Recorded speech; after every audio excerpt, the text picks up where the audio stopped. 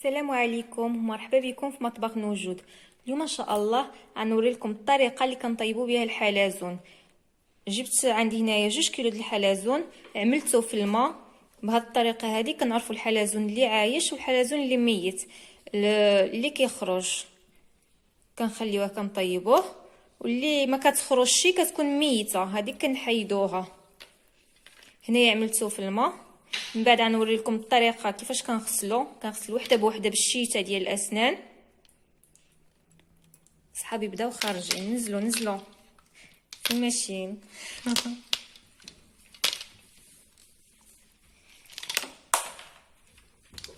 بداو كيخرجوا.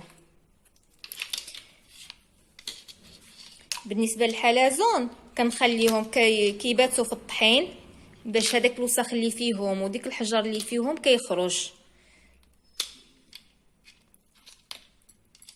ومن بعد كنعملوا هيدا في الماء باش غنبقى نغسل وحده بوحده. هنايا بالنسبه للاعشاب عندي هاد القطه هذه اوراق الراند، اوراق سيدنا موسى. بالنسبه للاعشاب كنعمل الاعشاب كاملين، هاد اللي ورثت لكم اعشاب كاملين باش كتجي مرقه مزيانه، كتجي لذيذه مزيان. اللي مريض بالروماتيزم مزيان، اللي عنده برد جنسي مزيان، اللي فيه الرواح السعله، الاعشاب هادو مزيانين. هنايا عندي قبطه ديال الكرافس، عندي هذا القزبر ومعدنوس، عندي هذا السحتر قبطه عاوتاني كامله بالسحتر، عندي هادو ازير، عندي النعناع حتى هي قبطه ديال النعناع، هذا النعناع العادي، وعندي النعناع هذا حر.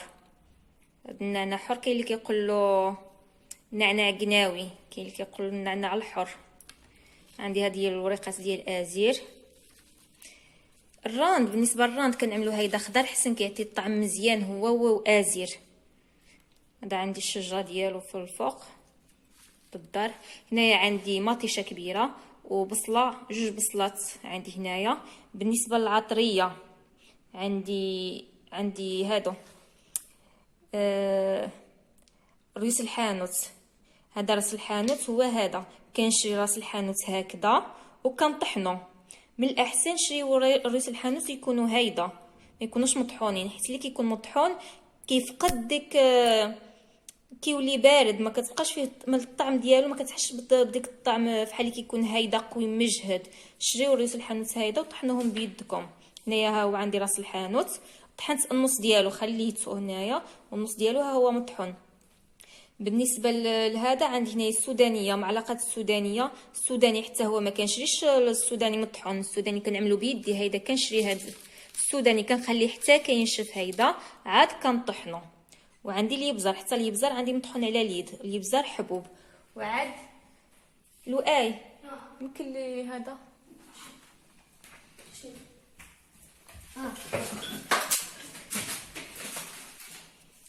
هذا فلايو، حتى هو فلايو كنعملها عاوتاني قبطه فلايو، كيعطي واحد الطعم رائع ونكهه مزيونه وريحه مزيونه في الحلزون. هنايا عندي 4 ضمات ديال الكنور كنعمل الكنور ديال الحوليعي باش كيعطي الطعم مزيان. هنايا ملحه على حسب الذوق. عندي حب الهال، شويه د حب الهال، وهذا حبة الحلاوة والنافع، كركديه، قرفة عواد. هذا قشر ديال الرمان حتى هو ناشف مزيان بزاف، اللي عنده مشكل في المعده ولا في القولون مزيان بزاف من الحرقه د المعده. هذه الورقه ديال هذه النجمه، ولا اللي كاين اللي كيقول لها اليانسون، هذه كتعطي طعم رائع. عندي هنا كركديه، عندي بزاف ديال الاعشاب. هاد العشبه هذه ما عرفتش السميه ديالها، المهم ها هي. كتمشيو عند مول العطريه كتقولوا عطوني عطيني العشوب ديال الحلزون، هو يعطيكم هاد الاعشاب هذه ديال الحلزون. هذا كاين هذا حب الرشاد، هذا الصغيور، هذا حب الرشاد حتى هو مزيان بزاف لفقر الدم. هاد العود هذا نسيت سميتو الاسم ديالو، المهم ها هو عرق السوس، عرق السوس انا فكرت عرق السوس.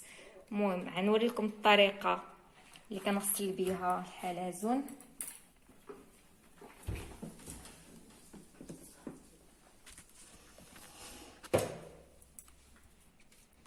كناخذ الشيته، هذه الشيته راه جديده ماشي الشيته اللي كنغسلوا بها السنان ديالنا، هذه الشيته عاد شريتها جديده. كنبقى نغسل الحلزون وحده بوحده، حيت كيكون ملي كيبات في الطحين كيطلق هذاك الوسخ اللي كيكون فيه كامل كيطلقوا والكرش ديالو كتولي صافيه بهذاك الطحين، ما كيبقاش فيه هذا الشوف، هذا الوسخ هذا كامل كيكون في الكرش ديالو. كتكون الرمله وبزاف والحشرات اللي كيكونوا في الكرش ديالو. بحال دابا هذه شوفوا، هذه ما خرجتش دابا، هو شحال من ساعه تقريبا، عندي ساعه هو في الماء. اللي عايشين ها هما خرجوا، اللي كيبقاو هيدا مسدودين هادو كيكونوا ميتين، اللي ما خرجوش صافي كنلوحو كنعرفهم هادو ميتين، هادو ما طيبوهمش. الا طيبتوهم عاد تطلق عيط واحد المذاق خايب في غلال. في الحلزون دائما غسلوه وحده بوحده باش كتعرفوا اللي عايشه واللي ميته. اللي ما خرجتش سيبوها، بحال هذه دابا ما خرجتليش، شحال وهي عندي في الماء ما خرجتش، هذه كتكون ميته، هذه حيدوها صافي. هيدا كنبقى كنغسل وحده بوحده، كنحيد لها هذاك الوسخ كامل اللي فيها.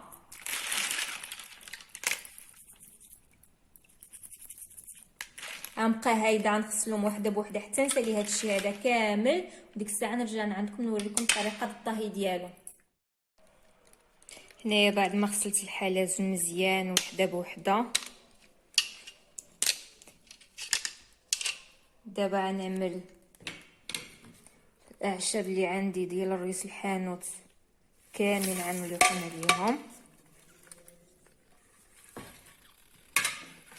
راس الحانوت عاوتاني اللي مطحون مع الابزار والسوداني حار حتى هو. نسيت ما قلت لكم شيء، هاد الحامضه، واحد الحامضه حتى هي مقطعه حتى هي كنعملها.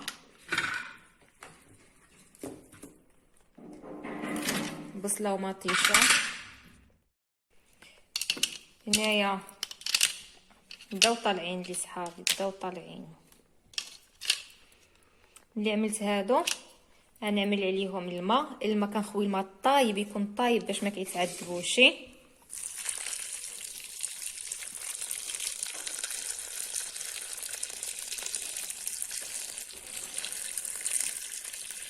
الماء عملوه الماء زايد باش كيبقاو كيطيبوا بشويه عليهم.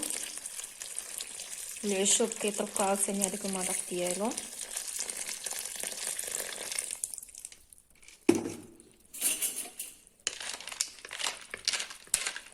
عملوا الماء طايب باش ما كيبقاوش يتعذبوا. هنايا بالنسبه لهاد الطنجره هادي ما تهزليش هاد العشوب هادو كاملين، غنعمل شويه د العشوب النص من هاد الشيء هذا حتى ينزلوا هاد العشوب، عاد نزيد اخرين.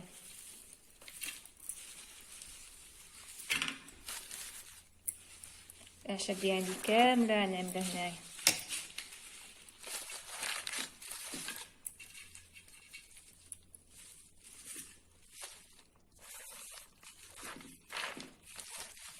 غنزيد نعمر الطنجره كامله، نعمرها بالماء، نغطيها كامله بالماء ونخليه يطيب على راحته، ومن بعد نرجع عندكم ان شاء الله. هنايا بعد ما تسرخى هاد العشوب هادو تسرخاو، الربيع والعشوب كاملين تسرخاو، زيد تسلو الماء. ملي كيولي هيدا كيطلق هذاك اللعاب ديالو، ديك الساعه كنضيف له 4 كاس ديال الزيت، 4 كاس ديال الزيت. غنخليه يطيب مزيان باش كنعرفوا الا ولا طايب، ما كيبقاش اللون ديالو هيدا كيتغير اللون ديالو، كيولي اللون ديالو كحل. هنايا باقي خصو يطيب. شي هاد اللعاب ديالو اللي كيطلق، هاد اللعاب مزيان بزاف، غني بماده ديال الكولاجين، مزيانه بزاف للبشره للشعر. غنخليه حتى يطيب مزيان وتغير اللون ديالو، يولي اللون ديالو كحل عاد. ديك الساعه نطفي عليه ان شاء الله ونرجع عندكم في الطبق النهائي. راه واحد الريحه اللي طالعه د الاعشاب، نعاود لكم شي واحد الرائحه زوينه مزيونه بزاف. غنخليه دابا هيدا نخليه يطيب، من بعد نرجع لكم ان شاء الله. بعد ما دازت نص ساعه على الطياب ديالو هو كيطيب، اللي كنشوفه ما بقاتش ديك الكشكوشه بايطه، ديك الرغوه اللي كيطلق ديال الكولاجين بايطه من الفوق. ديك الساعه كنحيدو كنصفيوه، كنحيدو هاد العواد هاد العشوب هادو، غنخليه يزيد يطيب واحد نص ساعه اخرى، يعني الساعه المكانه الطياب اللي كنخليه كيطيب.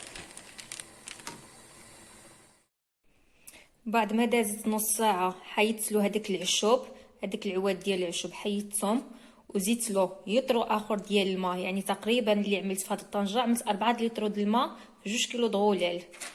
الحلزون كيدي 4 لتر ديال الماء. اللي كنحيد هذيك العشوب كنزيد له لتر اخر ديال الماء باش كيزيد يطيب، كيطيب على راحته. تقريبا ديال ساعه المكانه ديال الطياب. دابا غنصفي هاد العشوب اللي بقاو هنايا شويه صغيورين، غنصفيهم في الصفاي باش نذوق جيراني، حيت الريحه راه عاطيه، راه وصلت الزنقه لاخر الزنقه عاد الزنقه. المهم غنصفيه، صفي الماء ديالو ونرجع نذوق جيراني عفوا نذوق جيراني ونرجع عندكم في الطبق النهائي ان شاء الله. كنتمنى تكون عجبتكم هاد الوصفه. ها هو الحلزون بعد ما طاب. كنتمنى تكون عجبتكم هاد الوصفه.